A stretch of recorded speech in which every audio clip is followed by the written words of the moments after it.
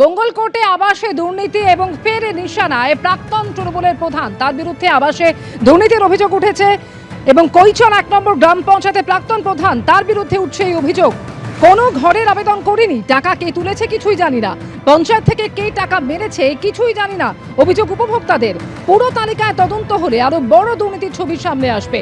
BDO অফিসে লিখিতভাবে তদন্তের দাবি জানিয়েছেন বিজেপি বিধায়ক।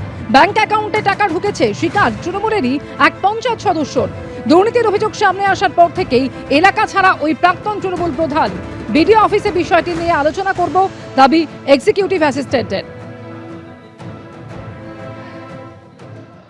2021-22 তালিকায় আমার কোনো নাম রয়েছে, কিন্তু আমি কোনো ঘরের আবেদন করিনি এবং আমার নামে টাকাও বেরিয়েছে। হ্যাঁ, সেই টাকাও আমি পাইনি। একটা মানে আধার কার্ডের নাম্বার দেখে নাম বেরিয়েছে এবং আমার দাদার এবং আমার দুজনেরই নাম রয়েছে যে আমরা কেউ টাকা পাইনি, কিন্তু টাকা বেরিয়ে গেছে ঘরে।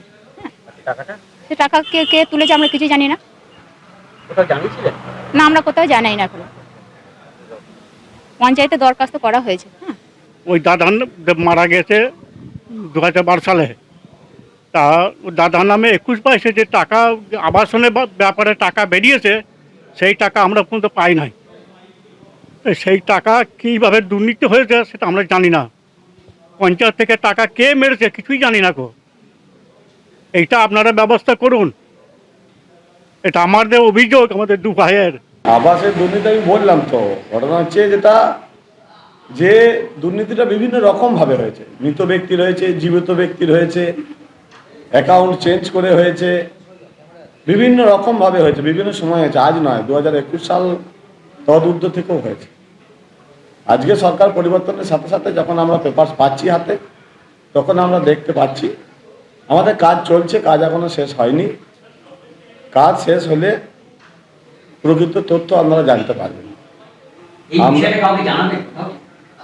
হ্যাঁ, জানাবো তো বটেই, জানানো অতির মধ্যে বিডিওকে জানানো হয়েছে, আর তদূর্ধ্ব এসডিও ডিএম সব জায়গাতেই বলা হয়েছে মৌখিকভাবে।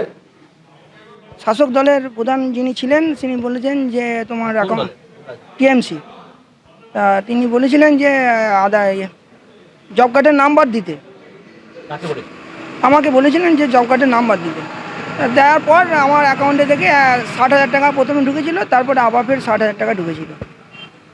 যে টাকাটা আমাকে তুলে রিটার্ন দেওয়ার কথা বলেছিল তখনকার প্রধান সাহেব। কি নাম প্রধানের? সুফল প্রধান। আপনি কি করলেন তারপরে?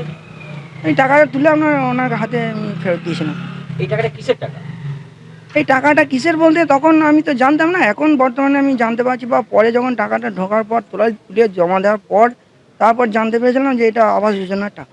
আবাস যোজনার টাকা পেমেন্ট করেন বিডিও অফিস, ঠিক আছে। আমাদের পঞ্চায়েতকে যেমন নির্দেশ দেয় সেরকম নির্দেশ আমরা মান্য করি, বা সেই নির্দেশ মেনে আমরা চলি। ওনারা দিন, তারপর আমরা বিডিও সাহেবের সঙ্গে বিষয়টা নিয়ে আলোচনা করব, কি হয়েছে না হয়েছে। সেটা আমার জানা ছিল না, ঠিক আছে। আমরা দরখাস্তগুলো খতিয়ে দেখব, ওনারা দিক, হ্যাঁ, অভিযোগ জানাক, সেই অভিযোগগুলো নিয়ে আমরা খতিয়ে দেখব। এবিপি আনন্দ, এগিয়ে থাকে, এগিয়ে রাখে।